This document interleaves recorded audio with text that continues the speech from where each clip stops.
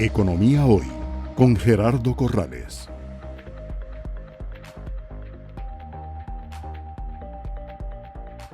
Economía Hoy, democratizando la educación financiera.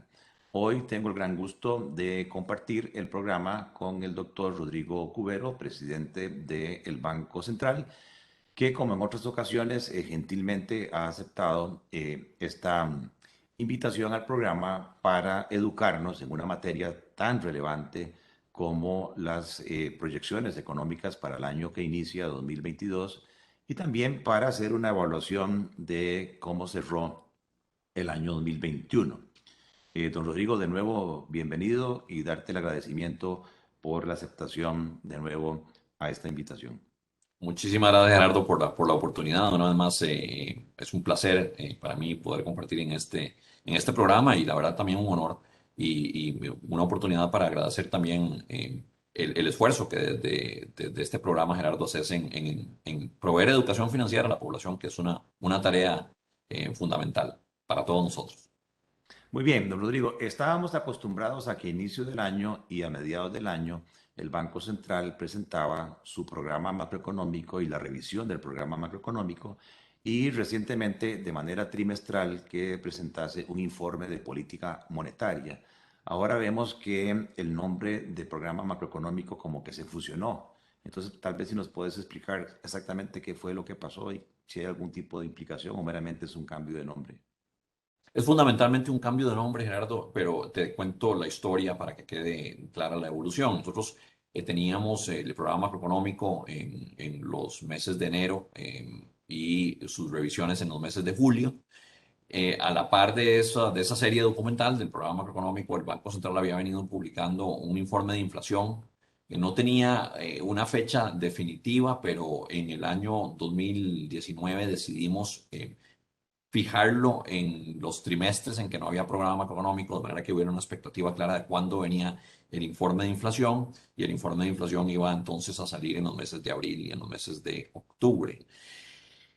Em, el informe de inflación era un documento que no tenía proyecciones, básicamente hacía un análisis de la coyuntura económica y una revisión de la postura de política monetaria en ese contexto, y en eso consistía el informe de inflación. A diferencia del informe de inflación, el programa macroeconómico tenía la lectura de la coyuntura, del entorno económico nacional e internacional, y también un análisis de proyecciones. Cuando arranca el 2020 y ya teníamos la programación de hacer los dos informes de programa macroeconómico y los dos informes de inflación en la forma en que ahora describía, programa macro en enero y julio, informe de inflación en abril y octubre, nos cae la pandemia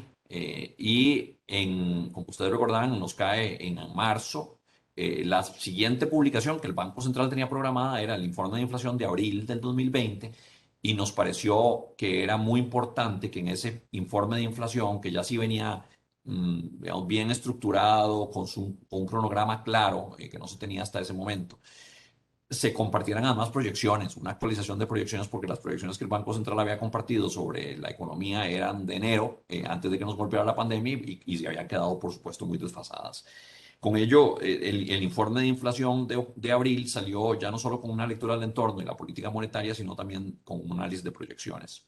Y así nos vimos obligados a hacerlo también en el informe de inflación de octubre de ese año, del 2020. Y por supuesto ya para el 2021 nos pareció que era también muy importante hacer esa actualización trimestral de proyecciones, precisamente por el entorno de alta incertidumbre en que la pandemia nos sumió. Entonces, terminamos haciendo realmente un conjunto de documentos que se parecían mucho, programa macroeconómico, informe de inflación, con una frecuencia trimestral. Eh, con ello decidimos mejor reanalizar lo que estábamos haciendo, evaluar si que tenía sentido tener dos series documentales distintas que hacían básicamente lo mismo, o integrarlas en una sola. Y nos pareció que lo razonable era integrarlas, lo cual se decidió por acuerdo de junta directiva, y esa integración opera a partir de este año 2022, con lo cual vamos a tener una sola serie documental que se llamará Informe de Política Monetaria, que básicamente reemplaza al anterior programa macro, y esa serie va a tener frecuencia trimestral. Y de nuevo saldría entonces en enero, abril, julio y octubre de todos los años. Economía Hoy, democratizando la educación financiera.